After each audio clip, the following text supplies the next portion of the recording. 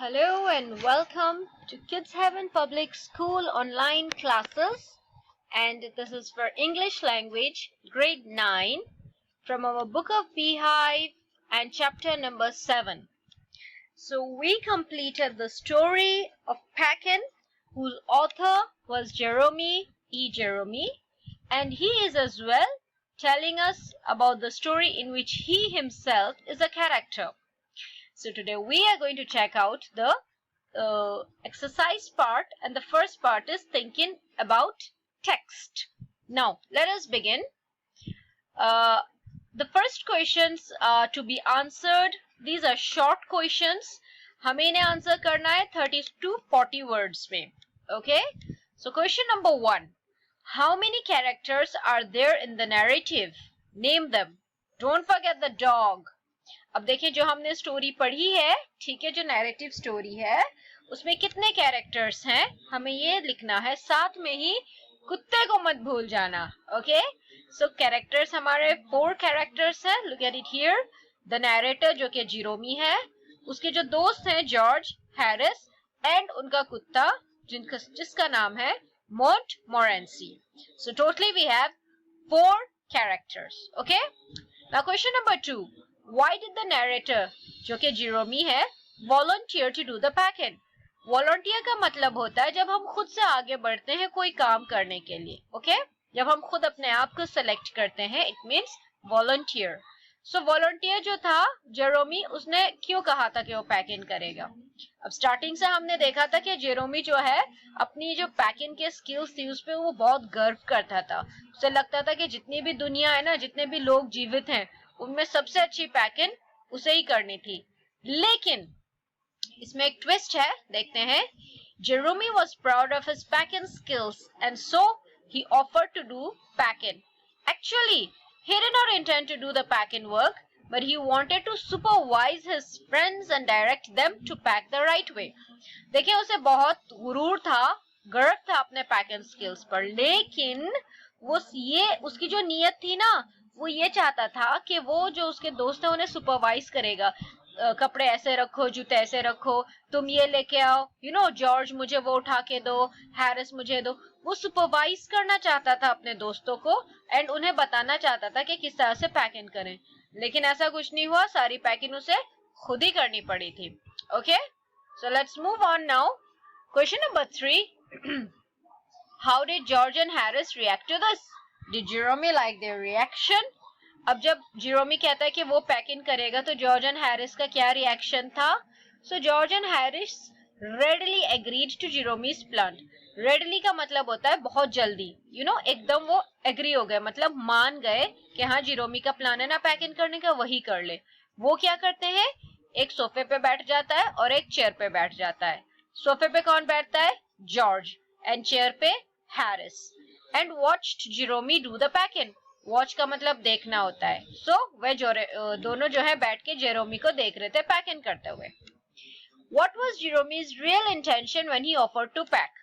अब ऐसा हमने अभी देखा था कि जेरोमी का जो असली इंटेंशन था, उसकी जो नीयत थी, वो क्या चाहता था जब उसने पैकिंग के लिए कहा था.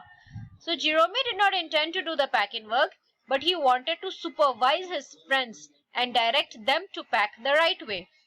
सो उसका जो इरादा था वो ये नहीं था कि वो पैक करे, वो ये चाहता था कि दोनों दोस्तों को वर्क पे लगाए, उन्हें सुपरवाइज करे, ऑर्डर करे कि किस तरह से कैसे पैक करना है. ये थी उसकी असली नीयत. ओके, नेक्स्ट है, what did Harris say after the bag was shut and strapped? Why do you think he waited till then to ask? अब याद है ना, जब वो बहुत मुश्किल से बैग को बंद कर देता है, स्ट्रैप कर देता है, फिर हैरिस बोलता है कुछ, तो हैरिस क्या कहता है एंड वो वेट क्यों करता है बैग बंद होने का? After the bag was shut and strapped, Harris pointed out that Jeremy had forgotten to pack his boots. I think he waited till then because he thought that Jeremy would pack the boots in the end. अब जब जेरोमी ने bag बंद कर दिया था, shut means बंद and strapped जब पट्टे होते हैं उन्हें बंद करते हैं, I told you. So जब बैग बंद हो चुका था, फिर हैरिस पॉइंट आउट करता है, मतलब जेरोमी को दिखाता है कि वो जो है अपने बूट्स, मतलब अपने जूते पैक करना भूल गया. एंड आई थिंक वो इसलिए वेट कर रहा था, उसने सोचा कि जेरोमी एंड में ही पैक करेगा. ओके, बाकी आपको क्या लगता है आप भी मुझे बताना. नेक्स्ट है, what horrible idea occurred to Jerome a little later? वो कौन सा सडनली जेरोमी के दिमाग में क्या सोच आई थी, क्या भयंकर सोच आई थी थोड़ी देर बाद हम देखते हैं. The horrible idea that struck Jerome was that whether he had packed his toothbrush or not. उसके दिमाग में सडनली एक भयंकर आइडिया आया, एक सोच आती है कि उसने जो है अपना टूथब्रश पैक किया या नहीं. Where did Jerome finally find the toothbrush? उसे कहाँ मिलता है? Of course एक जूते में. ठीक है, he found the toothbrush inside a boot. Why did Jerome have to reopen the bag? अब जब बैग पैक कर लिया था तो उसे दोबारा क्यों खोलना पड़ा? रीओपन मतलब दोबारा खोलना.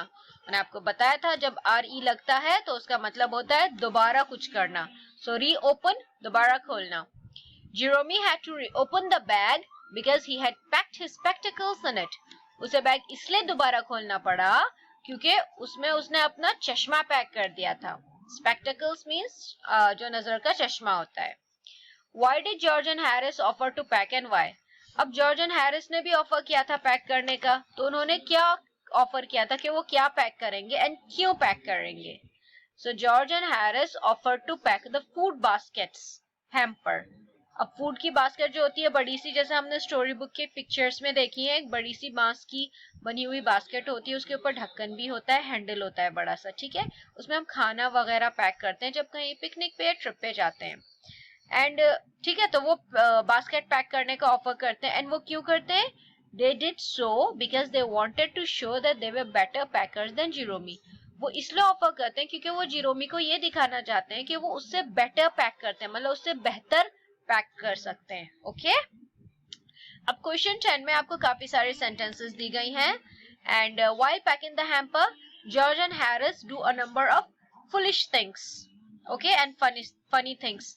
सो ये जो सेंटेंसेस हैं इनमें से कौन सी बातें हैं जो सच हैं, मतलब जो कि हैरिस एंड जॉर्ज ने करी थी, जो सच है वो हमने ग्रीन कलर में बना दी है. They started with breaking a cup. Yes, सबसे पहले कप टूटता है, ये सच है, ऐसा हुआ था. They also broke a plate. नहीं, ऐसा कुछ नहीं हुआ था, इसलिए ये झूठ है. दे स्क्वैश्ड अ टोमेटो. एक टमाटर को कुचल दिया था. Yes.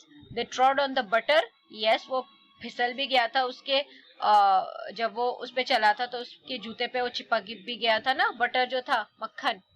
They stepped on a बनाना. नहीं, वो बनाना पे नहीं स्टेप हुआ था उनका, मतलब they did not step on it. They put things behind them and couldn't find them. उन्होंने पीछे अपने पीछे रख दिया था सामान, फिर वो मिला नहीं, ऐसा हुआ था, ये सच है.